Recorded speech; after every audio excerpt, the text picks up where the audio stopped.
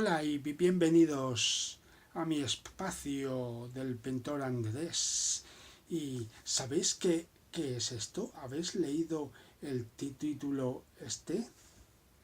La síntesis de la imagen del autor Dondis. Es muy interesante. Es un libro imprescindible en la biblioteca personal de todos los autores de artes plásticas y visuales que os recomiendo leer y repasar varias veces, porque sin lugar a dudas nos muestra muy gráficamente temas muy interesantes como el contraste, donde aquí dice el contraste puede utilizarse en el nivel básico de construcción y descodificación con todos los elementos básicos, línea, tono, color, dirección, contorno, movimiento y sobre todo con la proporción a escala. Todas estas fuerzas son valiosas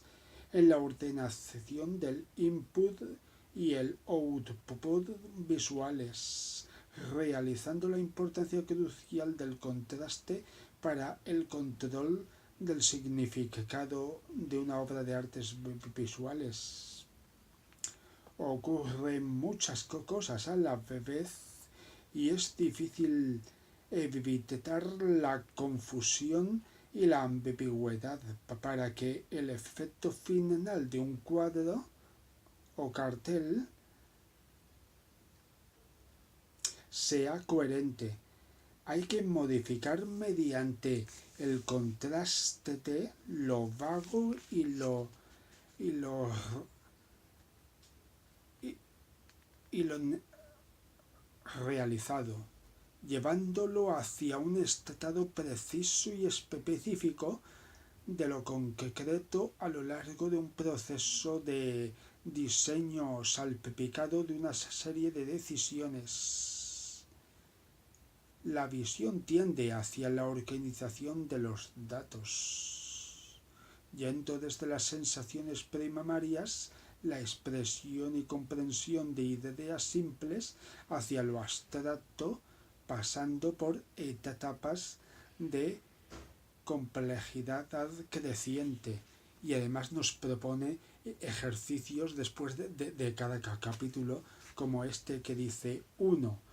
Saque una fotografía o encuentre ejemplos de declaraciones visuales que sean: 1. Equilibrada y armoniosa; 2. Asimétrica y contrastante. Analice y comparece el efecto de compare el efecto de cada una y su capacidad para transmitir una información o un estado de ánimo. Y 2. Elija dos ideas conceptuales opuestas: amor, odio, guerra, paz, ciudad, campo, organización, confusión. Haga un collage en un cuadrado donde se represente el contraste de ideas utilizando técnicas visuales para reforzar el significado. Y más adelante también nos da muchas ilustraciones de cómo crear cuadros y carteles. Y también más adelante nos dice que un cartel, fundamentalmente para anunciar un concierto de piano, puede servir como decoración en la pared de un estudio, superando así su finalidad comunicativa original, y a su vez una pintura abstracta concebida por el artista de una manera totalmente subjetiva y personal como expresión de los sentimientos de su autor, puede utilizarse eficazmente como fondo de diseño de portada de un folleto, libro, cartel editado por una organización o empresa para vender sus productos. Interesante, ¿verdad?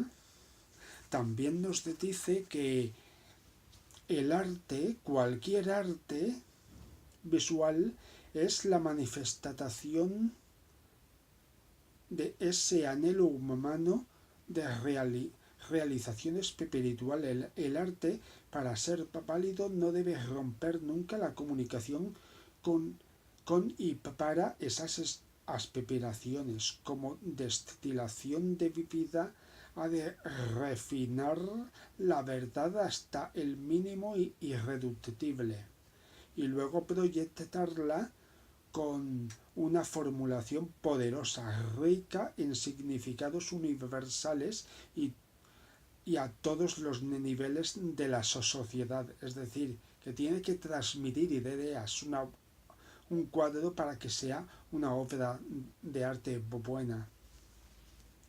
¿Y cómo reconciliar la sociedad con el artista en estos materialistas tiempos en el que vivir del arte es muy difícil? Pues nos dice la referencia de William Morris, que dice que imaginó en el siglo XIX un remedio que consistía en negar la máquina.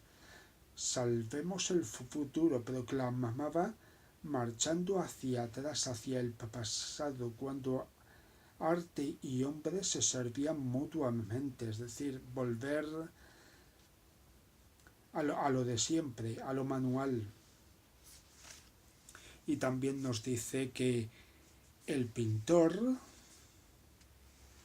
tiene en primer lugar que hacer varios bocetos sacados de la vida o de su propia imaginación, como le guste, para investigar el material visual que formará parte del cuadro definitivo. Y a continuación se desarrolla una estructura compositiva adaptando el material visual a la intención elemental y abstracta del artista. Casi todos los elementos visuales están presentes en una pintura, como la línea, el contorno, el tono, el color, la textura, la escala y por su gestión e implicación también la dimensión y el movimiento.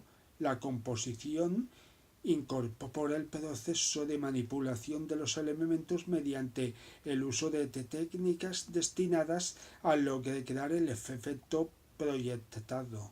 El control de todo esto depende de la capacidad del pintor para proyectar y previsualizar, así como para representar y realizar la obra.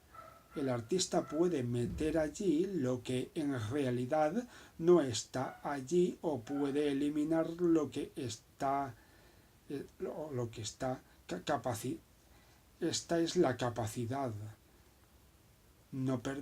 Esta es la capacidad que los autores de artes plásticas tenemos y que los fotógrafos no tienen, al menos con ese tipo de libertad para poder quitar o poner la realidad y así poder reinventar en el cuadro elementos que en realidad no existen en la imaginación del autor. Es muy interesante leerlo y saldréis de ahí autores de artes plásticas más profesionales. Os lo sugiero.